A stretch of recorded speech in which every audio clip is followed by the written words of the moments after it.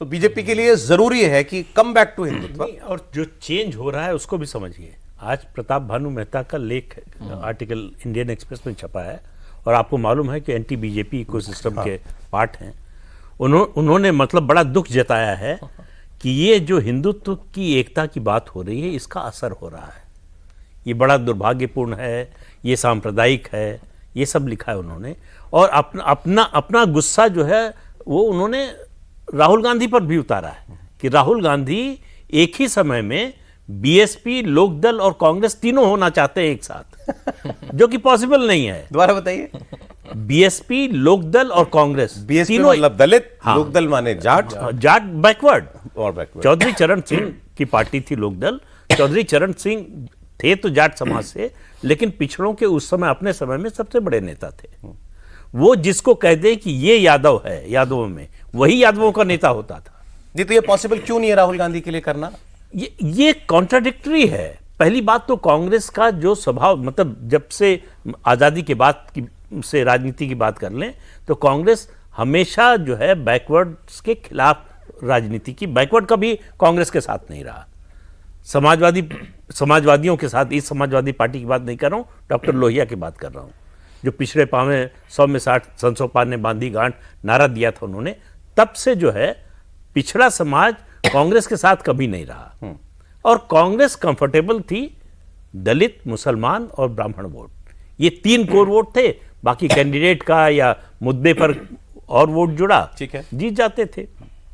उसके बाद ये परिवर्तन शुरुआत हुई 67 से, जब कांग्रेस कमजोर होना शुरू हुई, लोकसभा में उसकी सीटें कम हुई, उसके बाद स्प्लिट हो गया कांग्रेस में 69 में, उसको सीपीआई के लेफ्ट के साथ जो है वो सपोर्ट लेकर सरकार चलानी पड़ी।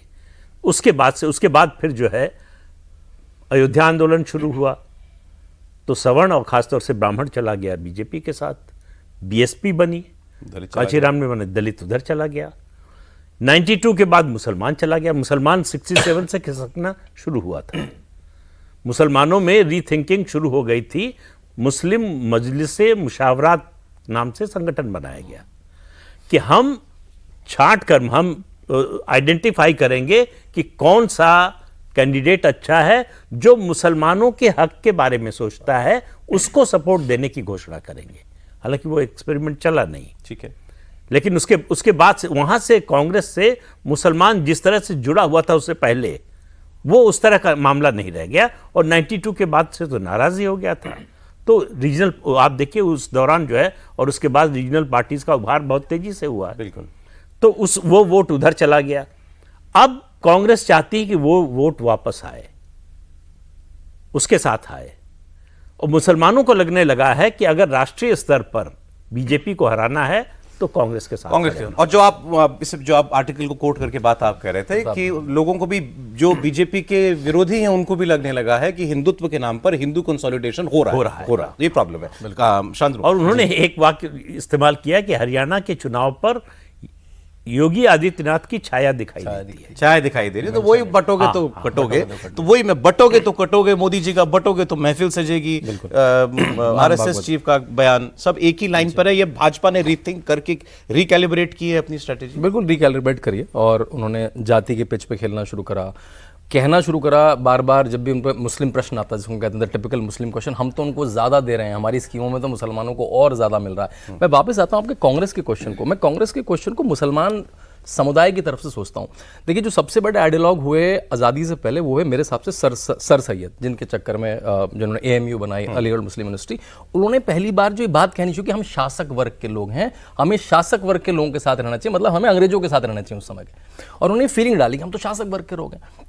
तो कांग्रेस की दो, और हमें एक स्पेशल ट्रीटमेंट मिलना चाहिए हर समय, हमें इस्लामिक डोमिनियन, हमें मुस्लिम डोमिनियन मिलना चाहिए, अपनी सीटें मिलनी चाहिए। वही जिन्ना ने थ्योरी ली और फिर अलग देश बना। लेकिन उसके बाद से जैसे ही मुसलमान समाज ने एंगेज करना शुरू करा, उनका हमें स्पेशल, हमें उस पार्टी के साथ रहना जो 2 चीज़ें दे, एक तो जो सत्ता में हो, जो मजबूत हो।